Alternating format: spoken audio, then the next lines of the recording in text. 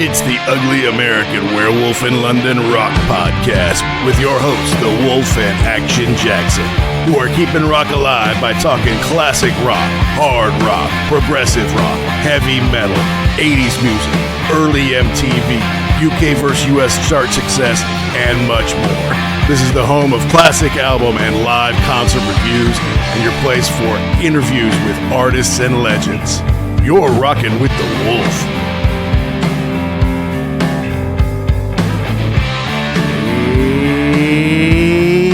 Out there, rock and rollers. Welcome to episode number 229 of the Ugly American Werewolf in London Rock Podcast. Brought to you by me, your host, Mac B. the Wolf. And I will be joined, as I always am, by my partner in crime from the east coast of the USA, Mr. Gary Action Jackson. And thanks to everybody who's listened to our Dire Straits Brothers in Arms episode. Doing very well, getting a lot of great feedback, a lot of downloads, a lot of participation.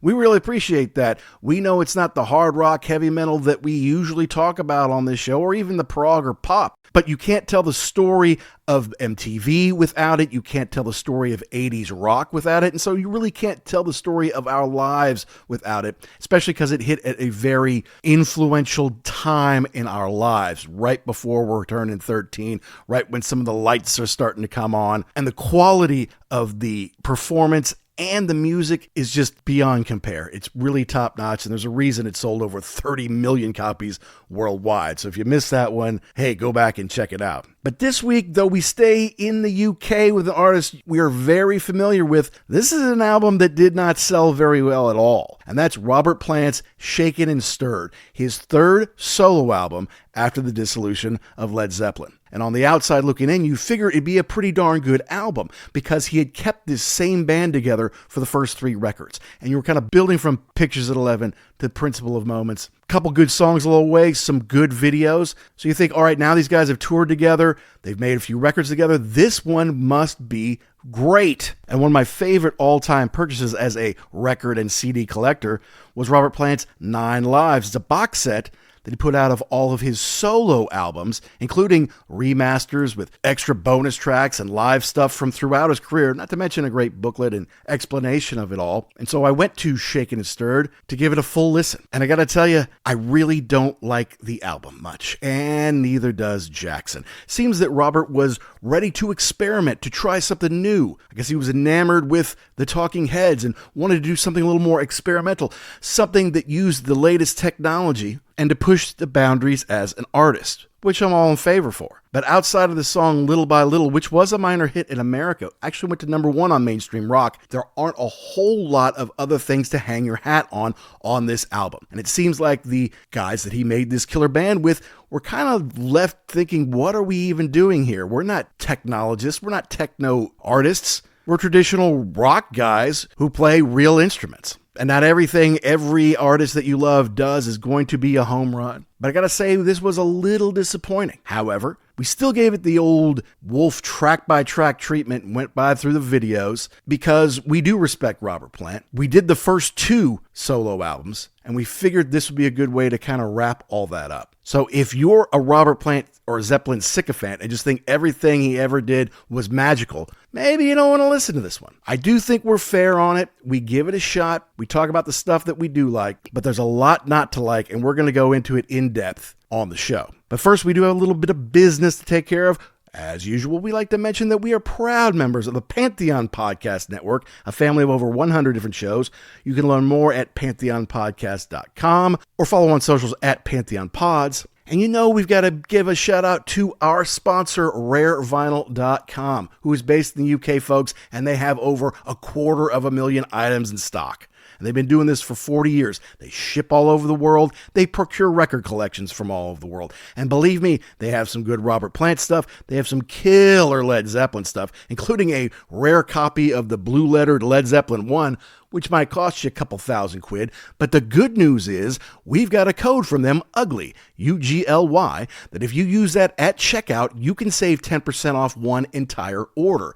Not just one album, but one entire order. So if you want to get a bunch of singles or imports or just get every original album in its first print, you can go to rarevinyl.com, find the stuff that you love, then use code UGLY to save 10% off one entire order. So for you record collectors, it's a dream. Go to rarevinyl.com, use the code UGLY, save 10%. Your record collection will thank you.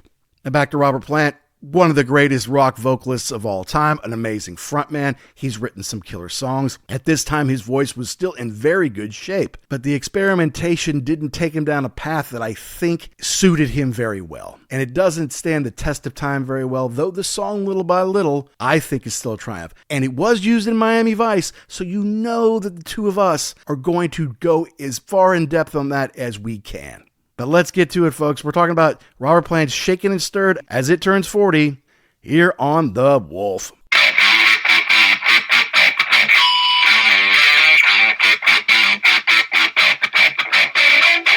I guess we need to talk about this Robert Plant album. Do you remember that, I guess it was an email a couple of years ago, and it was from some sorority chick. She was yelling at her sisters. And Michael Shannon read it? Yeah.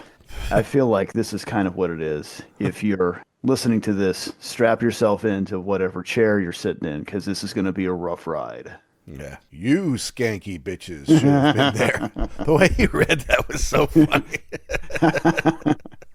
Yeah, it was a great monologue from Michael Shannon. So obviously we love Robert Plant. We love Led Zeppelin. This is like our 5th Led Zeppelin related show of the year.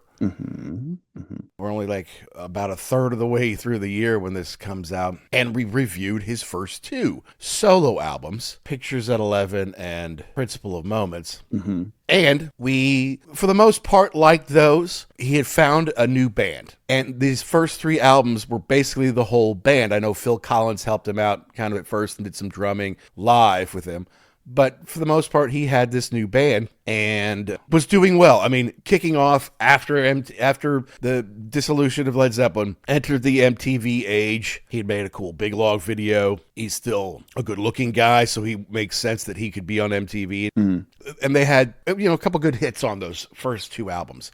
Right. Then 1985 comes along, and he does Shaken and Stirred, and it's basically with the same folks. So you figure, okay, here we are, right? We've gotten them this far. Well, do you want to back up for just a second, though? Because he did put out the EP, which was a stretch, even at that. It was only 20-something minutes with the Honey Drippers Volume 1, which I remember when that came out, and it was just weird. I remember it was, it's Robert Plant from Led Zeppelin singing about the Sea of Love. Crooning, yes. Yeah, what is this all about? And I think it sounds to me like he got a little bent out of shape that was more popular than his first 2 solo records, or so he thought. Well, it featured Jimmy Page on it. Right. So it just sets you up for the fact that I think that's what pissed him off was, hey, I'm doing this other stuff, but really all you're waiting for me to do is Led Zeppelin again. Well, yeah, but sorry about that, dude. But also the Sea of Love, it was a pretty song. And his voice sounded really great on it, So, yeah. If you don't want people to like it, do it worse is all I can tell you, I guess. I mean, people enjoy it. Be glad that they enjoy it. So, yeah, but Jimmy's not doing anything. I mean, Jimmy did the thing with Roy Harper, and he did the Arms tour, but he's not really doing a whole lot. I mean, until 1985. So from 80 to 85, yes, he did a Death Wish soundtrack. Yes, he recorded a thing with Roy Harper. But no, he's not out there carrying on the name of Led Zeppelin. It's all completely gone, right? So the first 2 albums were pretty good. They had MTV hits. They had radio hits. And there's a hit on this one, Little by Little. Which did fairly well, at least in America. But I think he got... Yes, go on. I think he got caught up in the times. I mean, he didn't just want to be his same primal screaming self from Led Zeppelin. He needs to put that behind him. He's now a frontman for a smaller band, although from what I read on this tour, they played a lot of arenas. I mean, it was a very successful tour, and he did very well. And he was staying away from his Zeppelin stuff still for the most part. He might rework something or do a little bit of one of the smaller songs, but he's still just sticking to his solo stuff. Okay, well, that's great. The cover, I can't tell you what it is or what it's supposed to be, but it's, you know, it's like a painting, it's like artwork, and it's very colorful. And I don't know if it's supposed to represent something or what the story may be on that, but I have to say that I like it. It seems, it's very 80s, but it's colorful at least. Right, and it's definitely more artistic than his first two covers with just pictures of him. So yeah, now we're branching out into that, and I think I saw something about released in different countries. It had kind of different variations of it, which I think is cool. Like one was on the side, it may have had different colors. And I like that because it's just a little bit different, and it will help collecting or collectors. You know, you want the South American edition because it's a little bit different, and maybe you get a little something extra. That's right, yeah. So he goes in, he's with Jez Woodruff on the keyboards, Robbie Blunt on the guitars, and Robbie had helped him write, I mean, most all of his songs on these last couple of hours. Paul Martinez on the bass, Richie Hayward on the drums. Also had a little bit of help from Tony Halliday, I should say, on the backing vocals. And there's a lot of female voices on this that you can easily pick out. And the previous albums had sold pretty well. But apparently he just got caught up in trying to be of the times, of this kind of new wave 80s, embracing the keyboards and the technology. Apparently was really taken with David Byrne of the Talking Heads and decided he really wanted to be opening for the Talking Heads. Whereas in my mind, the Talking Heads should be opening for him. Correct. But at the time, they had more hits. If he's not doing Led Zeppelin, if this isn't like a Robert Plant review, where he does a few Led Zeppelin songs and then some of his new songs, this is just totally new stuff that I could see that maybe he would need to be an opening act for someone who's bigger at the time. But I think here's where there was kind of a misstep with the personnel. Because Richie Haywood was talking about these guys were like professional musicians who could play the hell out of their instruments, and you're asking me to do like electronic stuff. So maybe you kind of had the wrong guys for this, what you were going for. He's ready to play the drums, and you want me to have like a track in the back or something, or play off the keyboards. That's just not what I do. Well, yeah, I guess that's true. And although little by little did well, he had some real big misses on here. And some of the stuff, okay, it's very dated, it's very of the time, but some of it's just kind of bizarre.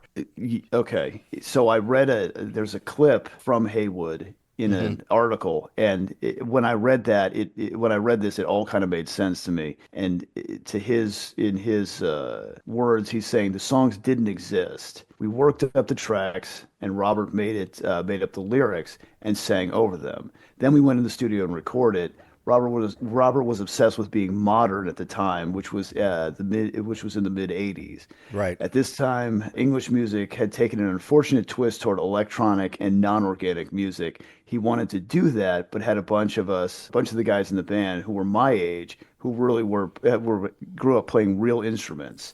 So we were making compositions, we were making compromises to be modern for Robert. And honestly, that's what this sounds like. It sounds like, hey, let's go make a record. Do you have any ideas? Not really. Let's just get in the studio and fool around. And this is what it sounds like to me. Well, they're just throwing stuff against the wall. Yeah, they're experimenting, but they're not experimenting with like knowledge of the stuff. Just like, what does this do? Okay, throw that on there. What does this do? Yeah, that sounds great, yeah. Let's do that. Benji LaFay and Tim Palmer helped produce the album with Robert. And it went to number 19 in the UK, number 20 in the US. So there's nothing wrong with that.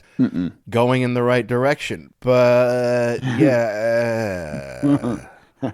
Well, okay, so I was trying to figure that out. Why don't I like this? Or what am I having a problem with? It's just not it's not the kind of music that we like to listen to. There's no riffs, there's no guitar solos, there's no choruses. There's no bridge. It's not the structure that we enjoy listening to. It's just a bunch of sounds. Yes, they're Correct. modern, but it's Yeah. just a bunch of sounds. It's not. And then you say, okay, well, it wants to be modern. There is modern music from that time that I like. Maybe it's techno oriented. I mean, we just did a very long, over an hour and a half episode on Dire Straits. They embraced some technology. They put a lot of the synths in there. It's just those songs were put together very well. This was just I'll take anything and just throw it all in there. It didn't make a whole lot of sense. Right. I think it really is Robert trying to be something that he's not. And I give him credit for not just going in there and doing the same thing. So good for you for trying something new. I just don't like this. Yeah, exactly. An artist doesn't want to get stuck doing the same thing. Mm-hmm. It's just, it seemed like you built some momentum on the first two albums. Right. And now you finally, on the second one, you got to do a tour because you had enough material to headline, right? And so I figured, all right, the band's starting to gel. They're starting to understand each other better. Playing live is the real test, right? The first one, you just do it in the studio, and you only play a couple of shows, maybe on like TV somewhere,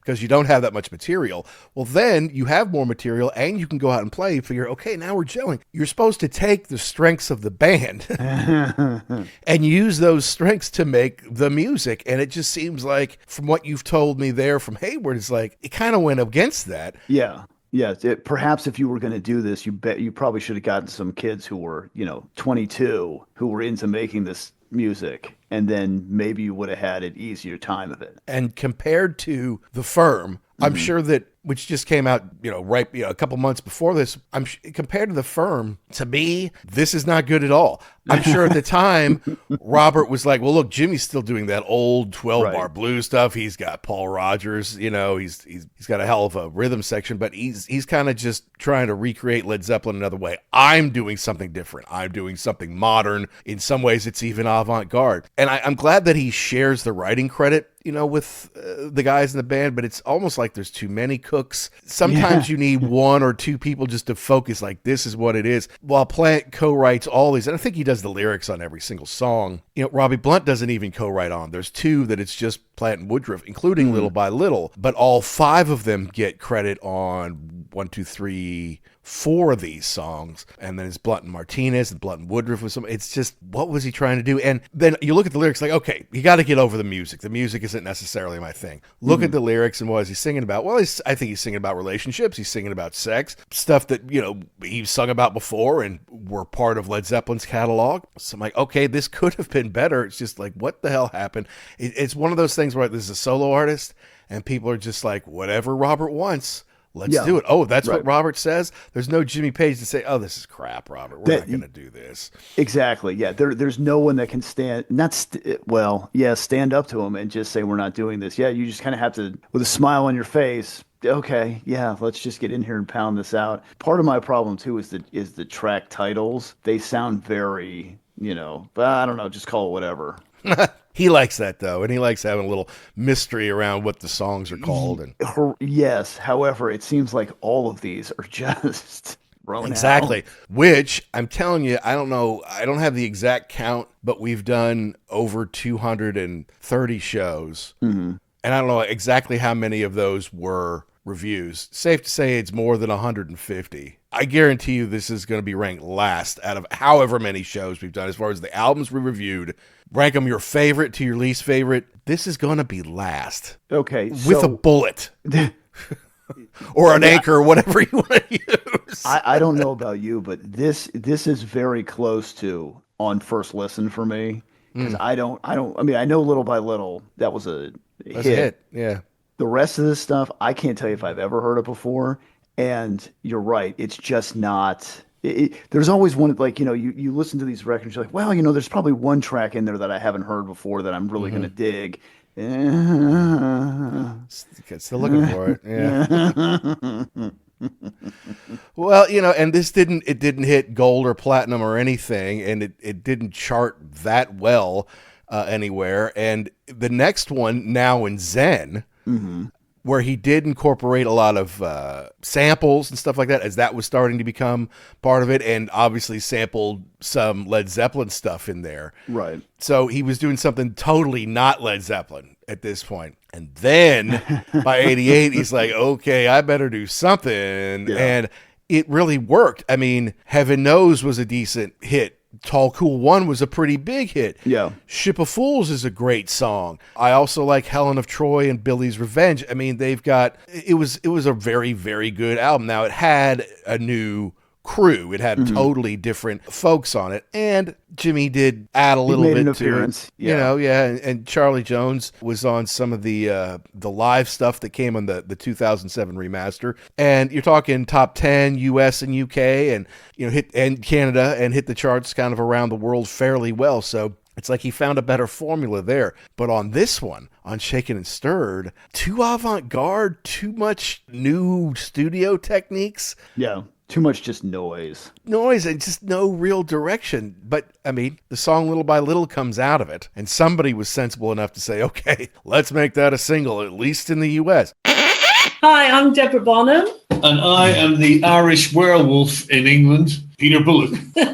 And you're listening to the Ugly American Werewolf in London. But let's start walking through, because I don't want to spend too much time on this, because it's just going to make me angry. All right, let's get into it. Number one, first song, Hip to Who, H-O-O. I don't know what that means. And I didn't want to spend any time looking it up either. It's experimental at first with some atonal and offbeat drums. And then the synths give it some structure, but it's not great. It's not one you can tap your foot to. My good news is his vocals are strong. I mean, going through the You're Breaking My Heart stuff, he's giving a bit he sounds like Robert Plant. But the stop by him and the cheat by the girls, it's annoying. It's like, why do you want to listen to that? Stop hurting me, baby. Stop again. Stop again. Stop again.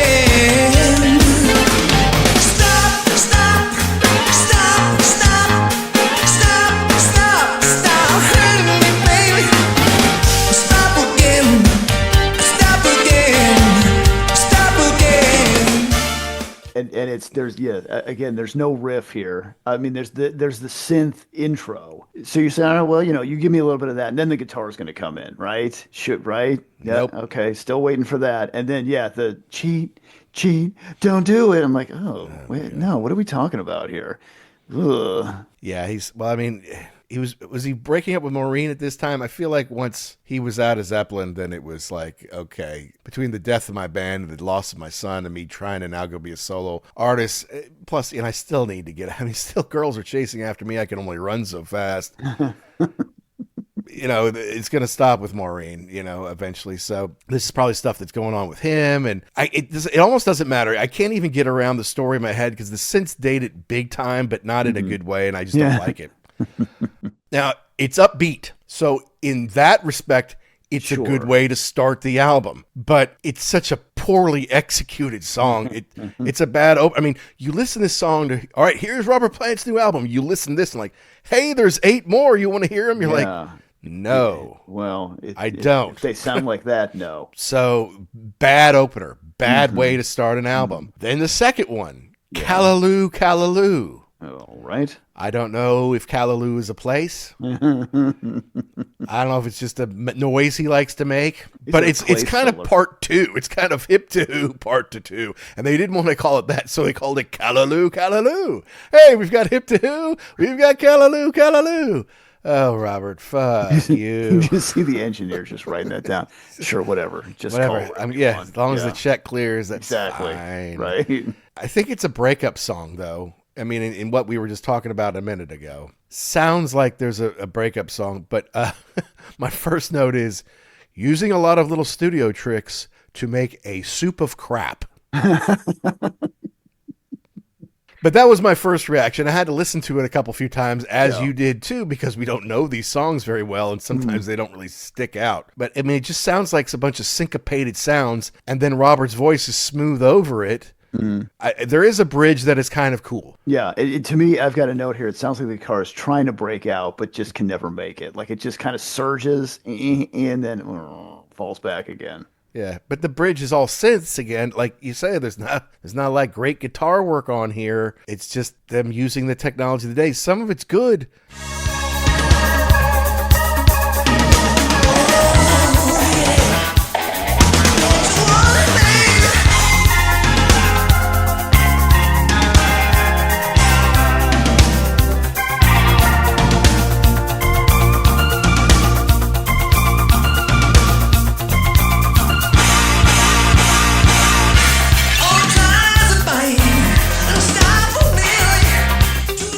I guess that's Woodruff on the keys, but again, it's not a song that I want to really sit and listen to, you know? No, yeah, not at all. Yeah, these first two are just, yeah, no, skip. And this is what you're starting the album with. This is just strange to me. These are strange decisions by Robert, but he can do what he wants, and so they let him do it. Right.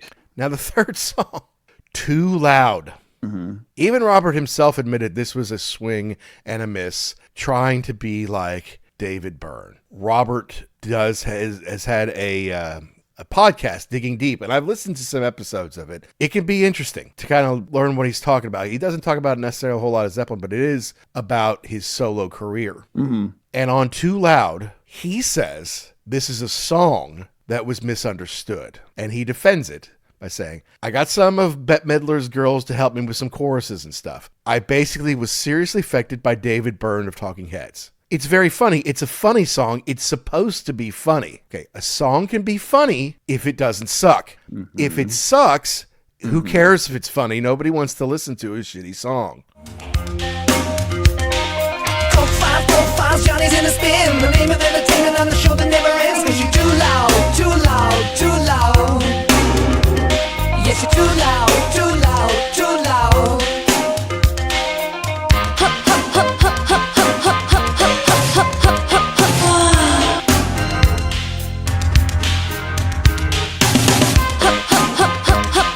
And are you trying to backtrack at some point in time? No, you don't get it. This was supposed to be a joke. Yeah. Was it? Or are you saying that now because... Right. It's like when Trump says something like horrible. It's like, he was just joking. Like, oh, okay, that's fine. In 2023, interview by Vulture, Plant said, I was so determined to become an opening act for the Talking Heads, so I started writing music, more and more oblique pieces of music. Yes, that's what this is. It's very oblique. Embracing what had become new studio techniques and stuff. I probably lost my way, but then there are so many LPs in my being, so you have to live with it and live by it. So he doesn't want to just cut it down and say that was a horrible mistake. Like some of our favorite artists be like, oh yeah, that was bad. Don't listen to that. He still defends it, but Too Loud was the second single in America. And here's from Ultimate Classic Rock that he also did on Digging Deep. Let's see here. In the end of the debut episode, host Matt Everett suggested that Plant devote a show to songs that shouldn't have been recorded. And he goes, well, they should have been recorded, just maybe it was recorded by the wrong bloke. After he said it's supposed to be funny, he's like, the joke seemingly went over a lot of people's heads, including those at the record label. So the record label said, what are we supposed to do with this? And Plant says, hey, just play it and let's get some reaction. So they did just that. And the song premiered at the Chicago radio station and hoping for a positive response from the track, and it didn't work out that way. And calls to the radio station, which were very important at the time, a very important aspect of floating a new collection of songs. But calls were coming through WXRT in Chicago saying, get that shit off the air. Who is that? What the hell is that? Who's he trying to be? What is wrong with you? So he says, that was a great moment for me, because they would send me all the responses typed out, and I was very proud. I thought it was another great moment for the man who would not be king. It's like just getting, knocked on your ass and saying, hey, you're not as fantastic as you think you are. In retrospect, he thinks that great. For people who bought the album, they probably thought, that's horrible. How do I get a refund? I mean, I can't believe they released it as a single. This is just a bunch of dumb sounds, and his voice is just another thing in it. Right. And it's just nonsensical lyrics. And then you've got that, I don't know, is it a French guy? I don't know what it is at the end, talking about, it's the record buying public. Talk to me, Victor. Like, you're trying to be, it sounds like one of those Art of Noise tracks too. It does.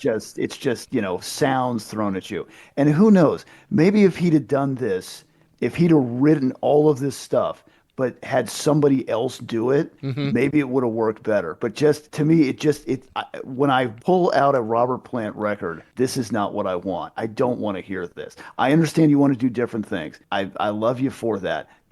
Or put a warning on the front of it. This is that record. This sucks. Oh, okay. Yeah. Well then, I'm not listening to that. Maybe we need. They had PMRC had That's like what I'm bad saying. language. We need Right. like just a bad record label. Yeah. Like, this is not good. You're not I'm going warning to you like right it. now. This is a piece of like they didn't have the crap emoji back then, but something like that. Oh, that's the one. Don't touch that.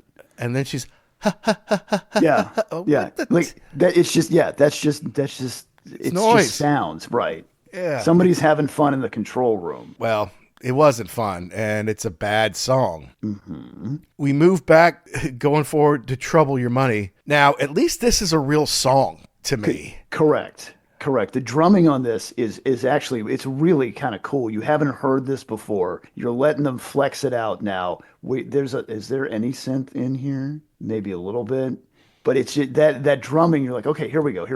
Now we've got some rock drumming here. Sounds a little Stuart Copeland-y at the beginning with that real light. Tick, tick, tick, tick, tick. Yeah. So yeah, this was definitely a better track. And it has some cool bass on there. I'm thinking maybe it was fretless. It could be. There's a lot of sliding. Yeah. Kind of sounds like it might be, you know. I do like the drum bits and the clicks and everything.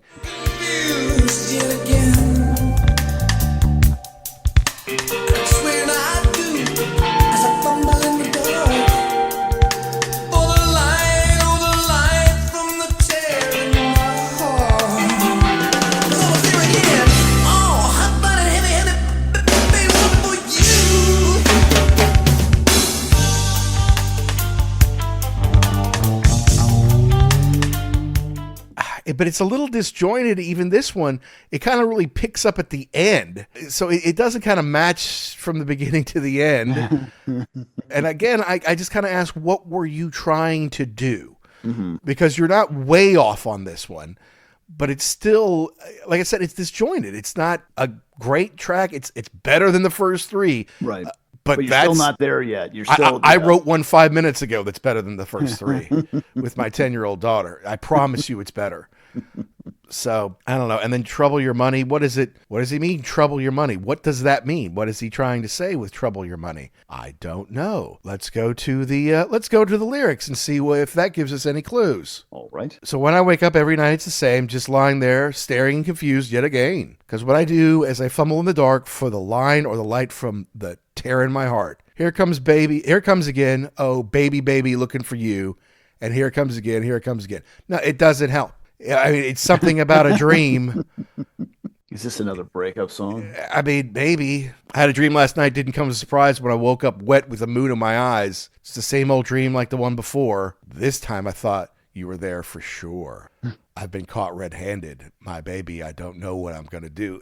Is it about fever dreams? Is it about, I don't know. It's not great. It's just not great. And what's it got to do with Trouble Your Money? Like you said, all these titles just like, you know what would really throw people off? I'm so much smarter. Ha, ha, ha, ha. I'm like, no, dude, make something people want to like. Correct. Stop. Yeah. Well, for instance, go back to the first record, like Burning Down One Side. Like he never mentioned that. You can barely understand what he's talking about, but it worked because the riff was cool, the song was cool, and the lyrics fit into the structure. Yep. It doesn't sound like that here. No, it doesn't. Best song so far, but that's not saying anything. And then the last song on the first side, Pink and Black. Uh-huh. Okay, hey, I actually hear some guitar on here. Right. Not a lot of it, but there's some. Mm-hmm. Best track on side one? The drum intro sounds like they ripped that off from Velcro Fly from ZZ Top. Boom, boom, boom, boom, boom, boom, boom. In the video, there's a bonfire, right? Okay. And I have my note, are they burning this record? They should be. There's a little solo here. That's nice. Kind of a little rockabilly solo from Blunt, but you're giving me something. Thank you. Yes, I think this is the best song on the first side. Baby, I wish to drop with you. If it looks that I'm okay, so still remain the same. Oh, but I got what you need and so oh, come on now, tell me don't let go. Don't start saying goodbye to me. Don't start saying don't start saying goodbye to me. Yeah, Yeah, and it seems like he's out fooling around maybe a little bit. Maybe. And I swear again, I've settled down.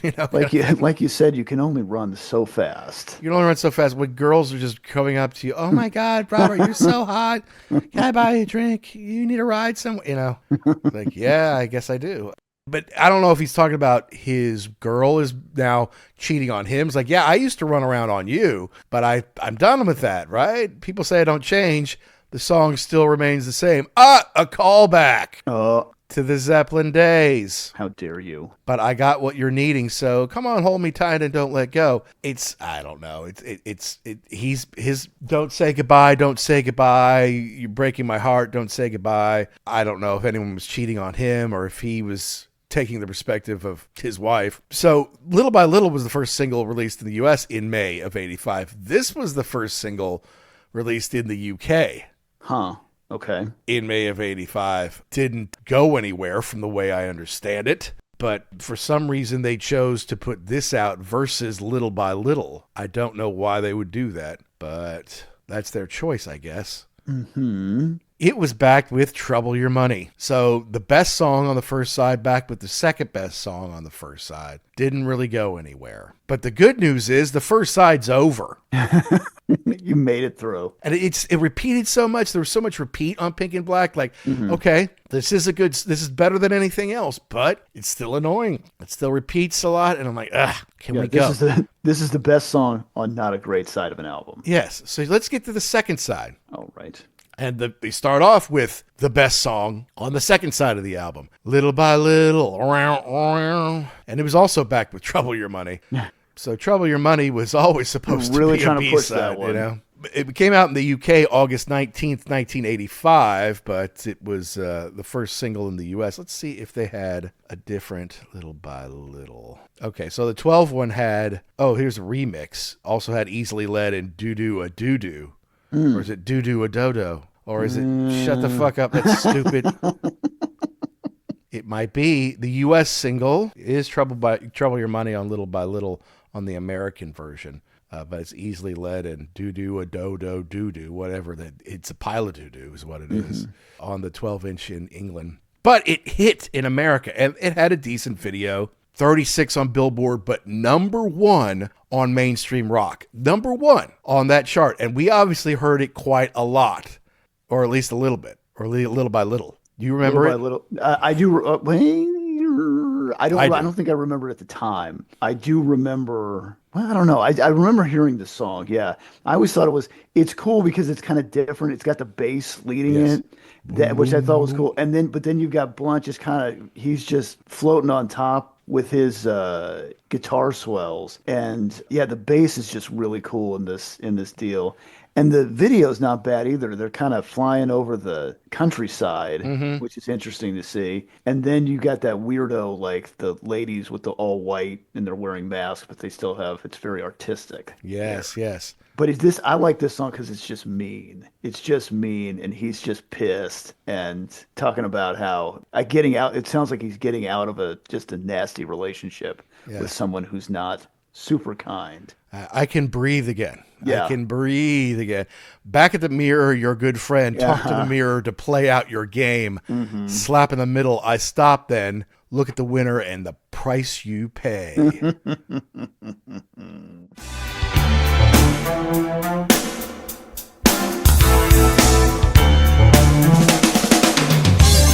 by little, my heart grieves. Little by little, I call your name. Little by little, my tears fall. Little by little, everything changes. Little by little, the air clears. Still a good song. Yeah. Still a good song. And this was written by Robert with Jez, who was on Technical Ecstasy and several Black Sabbath tours doing the keyboards for them. I think it's a very good song. And it does have keyboards in it, but it's not overpowering. Right. It all fits. It's a real song. It has a mix with the bass and the guitar and the drums and letting Robert's voice shine and sing a song that the lyrics make sense to. So that's nice. That's always nice.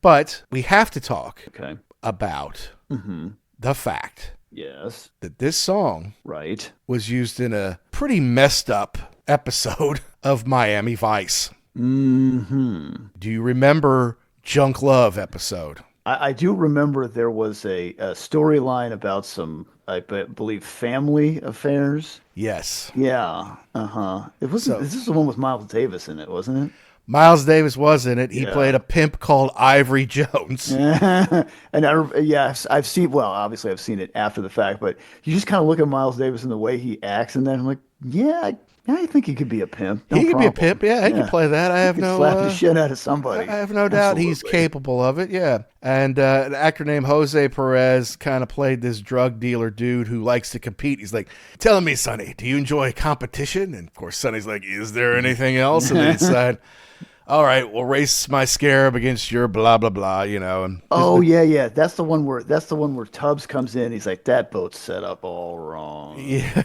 That boat's set up right. yeah, that's right. He does. He's trying to bait the hook there Yeah, to get the correct. guy interested. But then there's this young girl. Her name is Ellie Pouget. Ooh. And she's pretty hot. For what I understand, this is her first ever acting role as Rosella. And in the opening scene, they're at the bordello run by Miles. She ends up biting at John, and he throws her into a mirror. So when they go in, Tubbs has to pick her up off this broken mirror. I'm like, that's not an easy film. You got to be careful with that glass that she's laying her face on. She's a model or something. You got to protect the property, man. But it did kind of work out. And then she's on junk, she's on smack, and she's doing it to numb the pain. A lot of prostitutes do that to get away from their horrible life or to not have to think about nasty stuff. She did a lot of TV work, this girl, but this was the first thing that she ever did. And you go through the whole thing. They start to use her to get to Perez's character, to get him busted, and then and he chases her down, and then he eventually kills Miles Davis, Ivory, because he was pimping her out. And it's like, you're not doing that. And it was always strange. Sonny was, because Rico was kind of dismissive. She's just another junkie girl, don't worry about her. And Sonny's like, nah, there's something else going on here. There's something going on here that we don't know, that we don't understand. Of course, in the last scene, we find out that she was his daughter and he was banging her the whole time. And that's why she was trying to get away from him all the time. And that's why she didn't feel bad about being a prostitute, even though she did. It was still revenge on him for what he did to her. And yeah. It's been a while since I've watched the whole series, but I think that this was one of those deals where they cut it way back in later seasons. Like the first one or two seasons were pretty dark on this show. Like they dealt with a lot of like nasty stuff. And then it was then you just got to like, well, it's just about the cars and, Miami. And busting drug dealers, right? Let's just bust drug dealers. Right. And it's not a big deal. But no, I remember watching this back in the day thinking, oh man, that's pretty weird. Yeah, that twist at the end. Yeah. But now that I'm like grown up and I'm like, God, that is so messed up, dude. I can't believe they put this on in like 1986. That's crazy. Yeah, how did it even? And I understand it was on. Was it 9 o'clock or 10 o'clock at night? It wasn't. It wasn't. It was 10. Yeah. Yeah. So it was going after a mature audience, but yeah, that was heavy duty. And it was during that last scene. It was them out on the boat and hey, we've lost our backup. All right, come on, Tubbs. They start shooting at him and stuff. Also, "Slave to Love" was the Roxy Music from Brian song. Ferry? Yeah. Or Brian Ferry. Yeah, he's Roxy Music, Brian Ferry. Yeah, to me it's the same thing. Yeah. You put that in there earlier in the episode because I went ahead and watched it again yesterday because I'm like, is this what I think it is? And I'm like, oh yeah, it is. That sucks too because I knew this song was in Miami Vice somewhere. I'm like, well, I'll just grab the title but is that the one where it's at the end? It is. Oh. Yeah. Good news, bad news, Robert. We're going to put it in the series, but you're not going to like the content. Yeah, goodness. Hi, this is Gary Kemp. And this is Guy Pratt. And you're listening to The Ugly American Werewolf in London podcast. All right, so let's move on to, right? Is it doo-doo a doo-doo? Is it doo-doo a dodo? Unfortunately, we don't have Mr. Plant here to explain that to us, so it's just going to be up to your interpretation. It looks like doo-doo a doo-doo. Yeah, that's D-O-O, D-O-O, A D-O-D-O. Is this a song about a stripper is my first Interesting. Is my first note. Yeah. Let's go to the lyrics because they'll be oblique and not give us much information, I'm sure. Come on, baby. Ooh, yes. Shake it, baby. Shake it, baby. Nobody can do the bop like you. Nobody can do the burn like you. Nobody can do the jerk like you. Come dance with me, darling. Dance with me. Now, a lot of times when people say dance, they're talking about sex. Nobody can do the bop like you do because it's so hot like you do. Now, teasing won't stop you. Let me be your lover, man. Oh, shake, little girl. Ooh, yeah.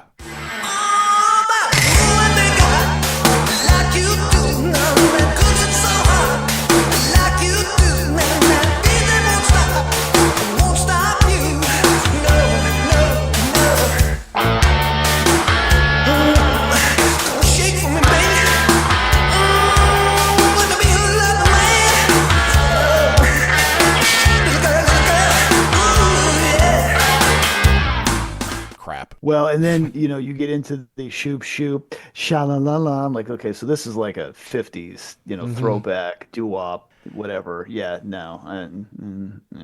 Your body moves so well. Yeah, it's got to be about sex, but I mean, is it a stripper? Maybe so. And is that the bass doing that kind of droning thing there? It sounds like it, yeah. It's a sex song for sure. It's not horrible, but again, it's not great. Yeah. So now we get down to Easily Led. Mm-hmm. I think the music is actually pretty good. For this album, I think this is not so bad here. And we've already kind of mentioned that, the last song was in Miami Vice. This is Miami Vice sounding at the beginning with kind of the synth Jan Hammer-esque tones. I agree. At the very beginning of the song, anyway. Is this about a prostitute? Because she's so professional. Yeah, she's so professional. Yeah. She's cold. She's cool as ice, and every time she smiles, she's so professional. Yeah, maybe. Professional, she's cool as ice. Time she smiles, no smiling nice. She needs to confidant, she tell you're the one. With the mouth she smiles, and then she has to leave. I'm never satisfied as I lie on my fire. She is so professional.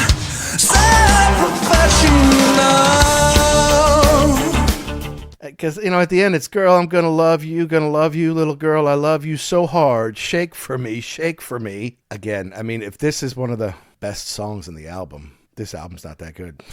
Well, and we're back to, this is the second to last track. So it's probably not the best. And they probably knew that. That's why it's here. See, she's... Most of the songs on the first side should have been the second to last track, though, because... Or not at all. They're horrible. You tell her you're the one with the mouth that smiles, and then she has to leave. Never satisfied as I light up my fire. She's so professional. She's so professional. Yeah, this definitely sounds like someone who is there just to... On call, yes. Yeah. It's a transaction. Yes. Playing me like you do, it's okay. She needs a confidant. You tell her you're the one with the mouth that smiles, and then she has to leave. Mm-hmm. Never satisfied as I light up my fire. She is so professional. Oh, well. Sorry. I've been lonely so long now. I'm waiting for you. Do you remember, baby, when we met? Well, she remembers when you met, and then she remembers, hey, She remembers when the check cleared. I can charge this guy whatever I want. Nah, I don't know. It's at this point, even though this is better than a lot of the stuff. You just want it to be over now. Yeah, exactly. It's like I'm kind of over it already. I'm sorry. I'm Right. not giving you the benefit of the doubt anymore. Right. And then 6s and 7s, which is, when you're kind of knotted up and you're confused, he belts out a big Robert Yawp. And I do think the music is good, and it's a good song for the album. There's some strong vocals on it, and it's kind of a moody song. Again, it's a good like mid 80s kind of feel to it, I feel like. This is a little darker. It's a little slower. This again has kind of a Miami Vice groove to it. I like that it's a little bit slower, even though it's the last song. This isn't bad. This probably could have been up a little farther in those, tracked a little earlier. I think so. And Yeah. I feel like this is also about breaking up with Maureen or, breaking up with somebody. I mean, I look down almost with breath held as the time flies. I found I'm lost in reflection. I don't know why. I'm so behind in my repayments. Consideration must be overdue, but I'm at sixes with the statements. Old ground standing in the way, and I don't know why. 'Cause here I am making changes, alterations in my house of cards. I'm at home with new arrangements. Am I at home? Am I at home? Am I?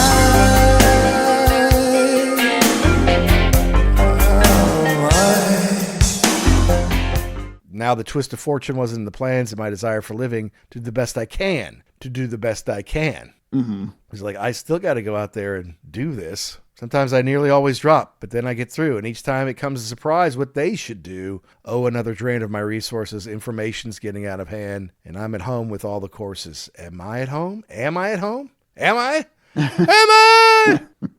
Here I am making changes, alterations in my house of cards. Yeah, I feel like I don't hold new arrangements. It's like I don't have anywhere to go, but I just know I'm leaving here. Because it's time. It's better. So look, I mean, if you take the first 3 songs away, just make them just go away. Okay. Boom, boom, boom. Done. Trouble Your Money's a real song. Pink and Black is not bad. Yeah. Little by Little is good. Yeah. Doo Doo Doo Doo is not great. Don't make me say that lyric. Don't make me say that. I know. What the title. hell, dude?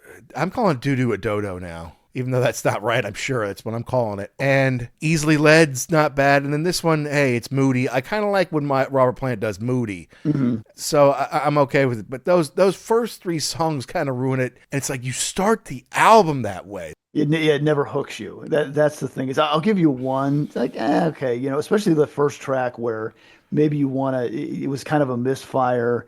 Like, remember we were in an earlier episode we were talking about Van Halen's Balance and the Seventh Seal, and like, is that really where that should have been in the record? I don't know. I kind of feel like that too. Like every once in a while you have a opening track where it's kind of a miss. But here you've got 3. 3 in a row, and it kind of gets worse. It's like, if you sat through the first 3, are you even going to listen to the rest of it? And then it comes back, it's better, but it's not amazing. Yeah. It's like it's so far behind. It can never make itself up, or can never make up for itself. You're so far behind in the race, you actually think you're winning. Yeah. But you're not. And look, you have to give an artist credit for not just doing the same old thing. Right. For trying to push new boundaries, trying to go in a new direction, and to adjust to the times. He's not going to be, it's not 1975 where he's just a rock god on stage. It's 1985. You've got to do videos. Your hair needs to be a little different. You got to wear these new wave clothes. You got to fit in with a younger scene. The people who loved you 10, 12 years ago, they're on Wall Street now being greedy. You got to appeal to the younger kids. It's different now. And so I don't love people who just chase the latest thing, but you do have to adapt to the times. Right. And so perhaps to my point before, had you said to the fellas from the first 2 records, you know what, guys, we had fun. That was cool. I want to do something totally different now.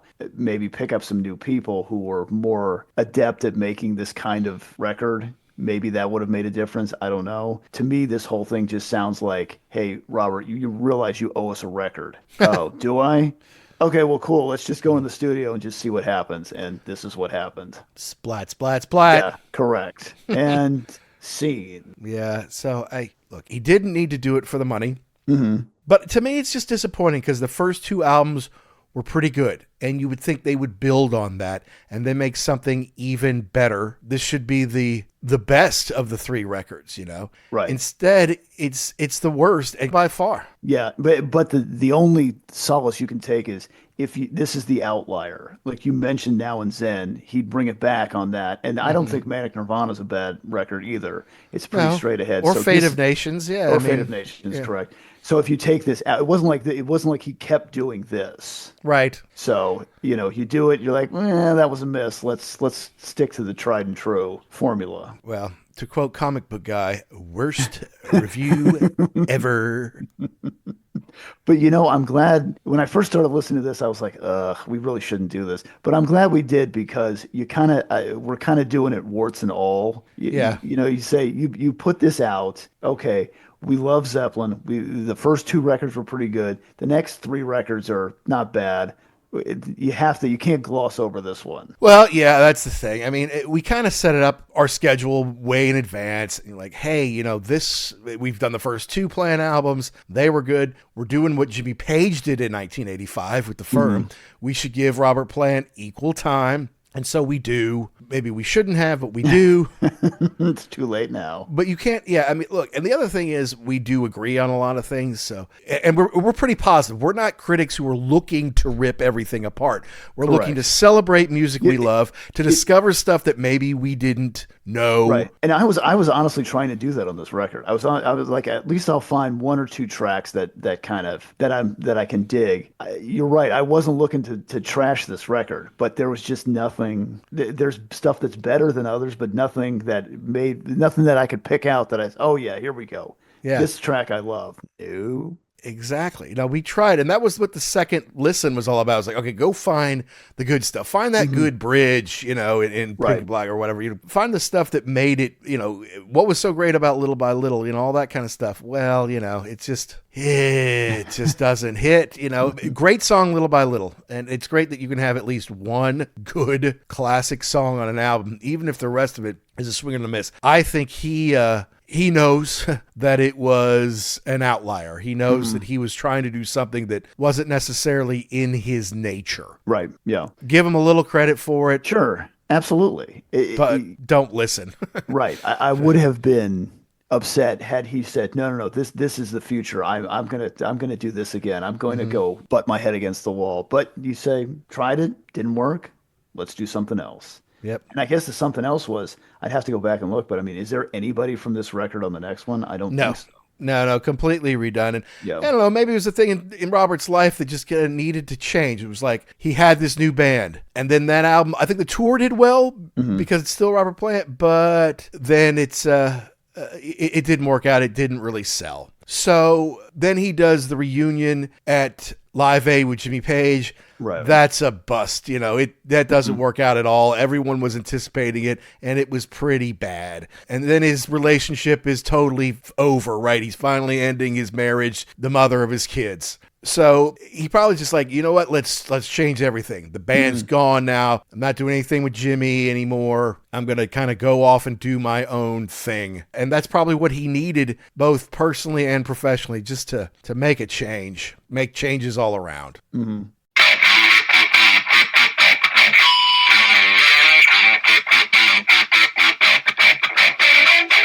Well, that's our take, such as it is, on Robert Plant's Shaken and Stirred, his third solo album that came out in 1985. Like we said, we didn't want to come in and trash it. We love Robert Plant. We love what he does as a solo artist and what he did in Zeppelin, what he's done throughout his whole career. But we thought it'd be a good way to wrap up this trilogy, make sure we do all three of his original solo albums, without realizing, getting into it like, wow, we're really not gonna like this, are we? But that's okay. Not everything is a home run. And while we don't want to be critical, we can't fake it either. It wouldn't be honest, then you really wouldn't want to listen to the show, because we're full of shit. And not the good kind that our listeners seem to like. What I was thinking, though, is, as Jackson said, they came in and they wrote the songs, they got them together, and then they went into the studio and started to play with all the toys. I wonder if all those demos are still available. I wonder if it would be possible to go back and rework those songs into more classics, into things that would stand the test of time, versus the synthed out pop stylings that not only are very dated, but weren't very good to begin with.